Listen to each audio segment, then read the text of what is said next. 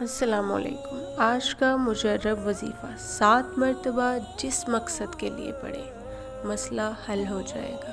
اول آخر 7 مرتبہ درود شریف کے ساتھ سورہ رحمان کی یہ 2 آیات جس مقصد، جس مصیبت، جس پریشانی کے لیے، جس حاجت کے لیے، جس دعا کی قبولیت کے لیے آپ پڑھیں گے، اللہ کے کرم سے آپ کا وہ کام ہو جائے گا۔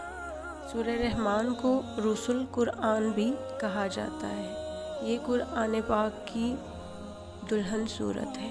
اس کے بہت زیادہ فضائل ہیں۔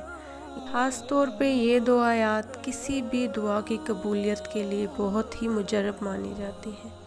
بسم اللہ الرحمن الرحیم۔ یا معشر الجن والانس ان استطعتم ان تنفذوا من اقطار السماوات والارض فانفذوا لا تنفذون الا بسلطان فبأي آلاء ربکما تکذبان۔